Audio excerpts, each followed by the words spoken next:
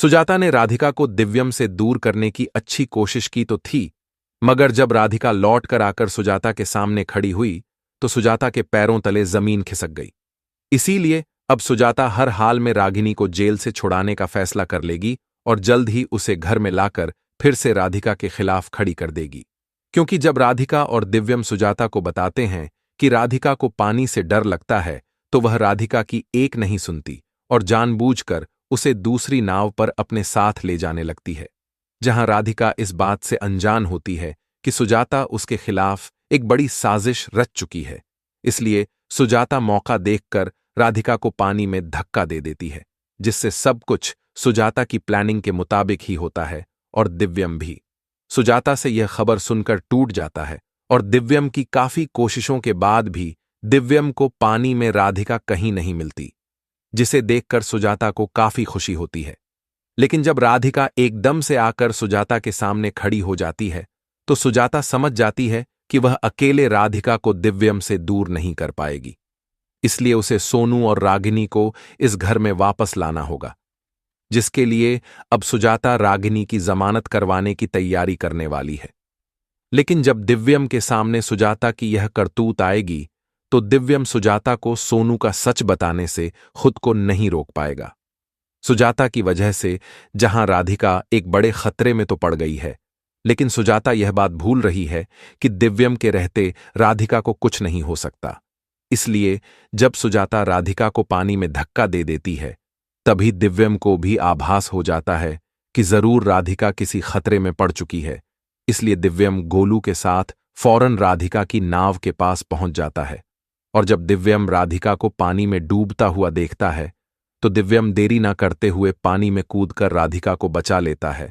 तो वहीं सुजाता यह सोचकर मन ही मन खुश हो रही होती है कि उसने राधिका को अपने रास्ते से हमेशा हमेशा के लिए हटा लिया। इसलिए वह अब जल्द ही सोनू और रागिनी को घर में वापस ले आई। लेकिन आगे राधिका को सही सलामत देखकर सुजाता के होश उड़ जाएंगे और सुजाता को समझ नहीं आएगा कि आखिर राधिका बच कैसे गई। तो वहीं राधिका समझ जाएगी कि उसे पानी में धक्का सुजाता ने ही दिया था। लेकिन फिलहाल राधिका दिव्यम को यह सब नहीं बताएगी। साथ ही इस सब से राधिका समझ जाएगी कि अगर जल्द ही सोनू का सच सुजाता के सामने नहीं आया तो सुजाता राधिका के साथ लड्डू को भी नुकसान पहुंचा सकती है। इसीलिए राधिका दिव्यम से इस बारे में बात कर लेगी कि उन्हें अब सुजाता को सोनू और रागिनी के बारे में सब कुछ बताना होगा, जहां दिव्यम भी राधिका की बात मानकर सुजाता को सारा सच बता देगा। लेकिन आगे सुजाता को लगेगा कि राधिका की वजह से दिव्यम ये सब झूठ बोल रहा, सुजाता की चाल ने राधिका को एक बड़े खतरे में डाल दिया था।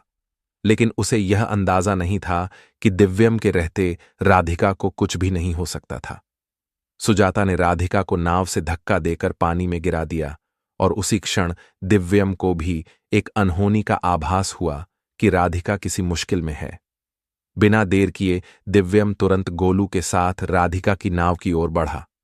जैसे ही दिव्यम ने राधिका को पानी में डूबते देखा, उसने एक पल भी नहीं गवाया और तुरंत पानी में कूदकर राधिका को बचा लिया। दूसरी ओर सुजाता यह सोचकर मन ही मन फूली नहीं समा रही थी कि उसने राधिका को अपने रास्ते से हमेशा के लिए हटा दिया है।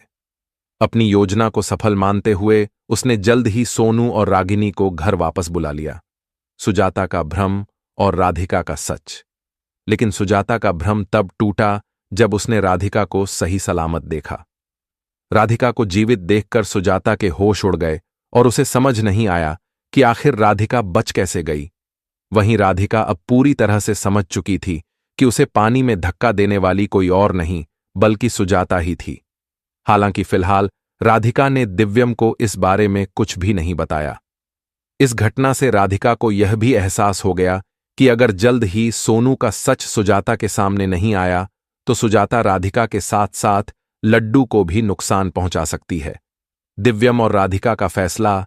इसीलिए राधिका ने दिव्यम से इस बारे में बात करने का फैसला किया कि अब उन्हें सुजाता को सोनू और रागिनी के बारे में सब कुछ बता देना चाहिए।